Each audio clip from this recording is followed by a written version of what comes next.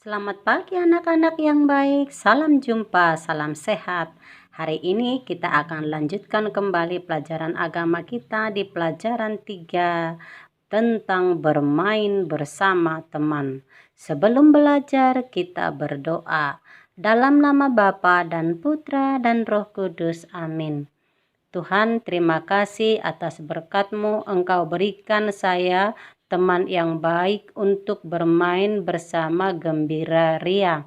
Semoga saya juga dapat menyayangi teman-temanku. Amin. Santa Melania, doakanlah kami. Amin. Dalam nama Bapa dan Putra dan Roh Kudus. Amin. Oke, kita lanjutkan dengan bernyanyi.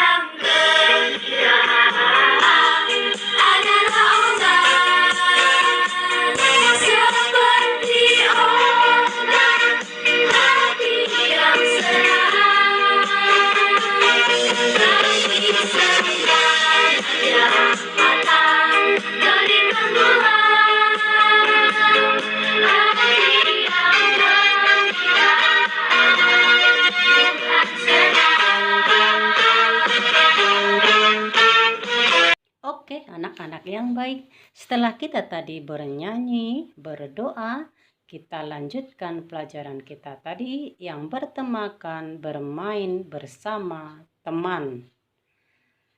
Coba perhatikan gambar di bawah ini.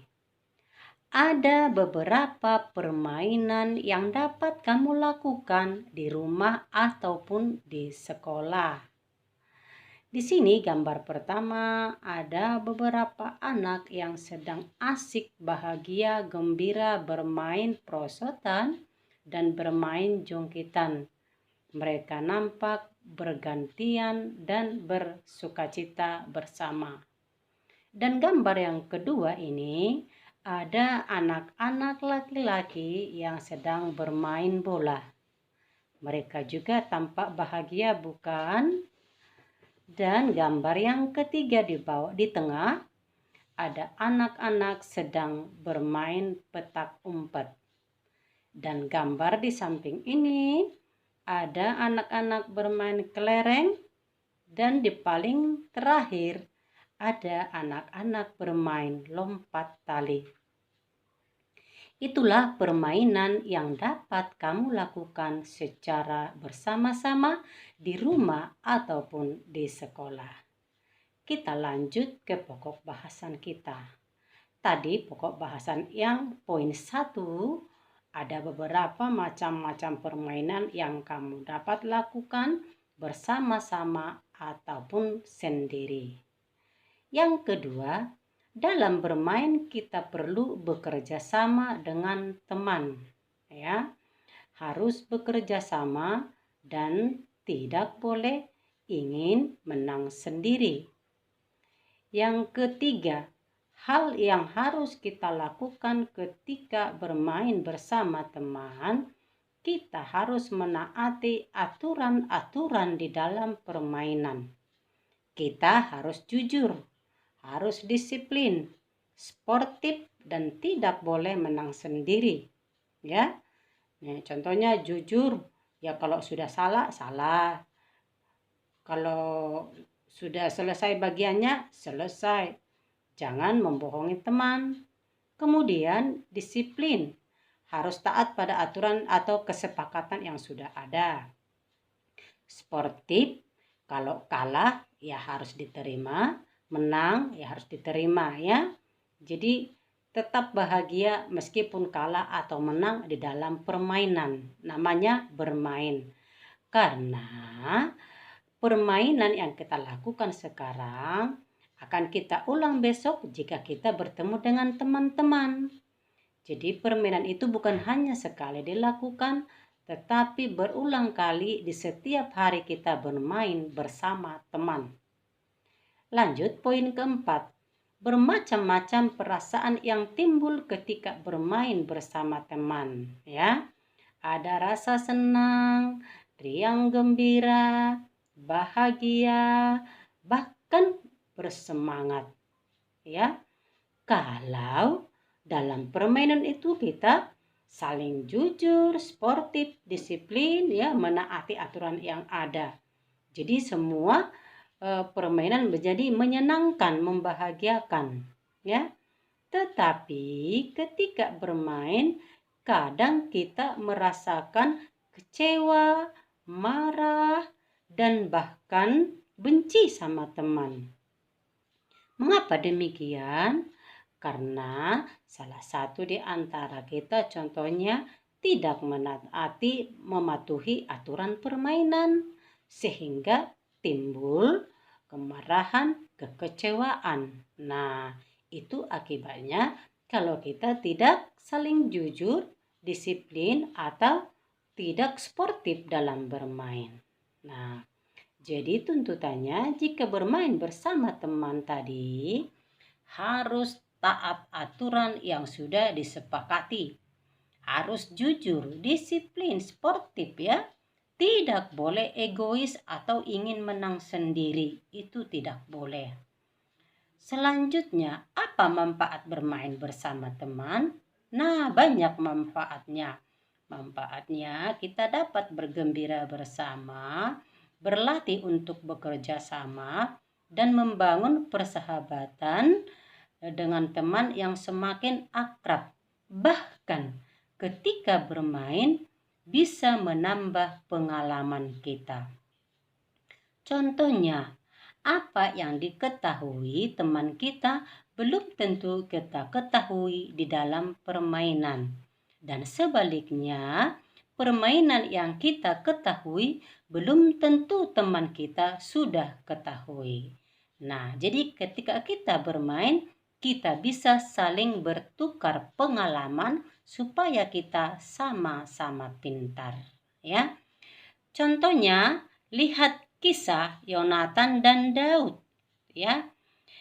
Kisah Yonatan dalam kitab 1 Samuel bab 18 ayat 1 sampai 5. Nanti kalau ada kitab sucinya boleh dilihat ya.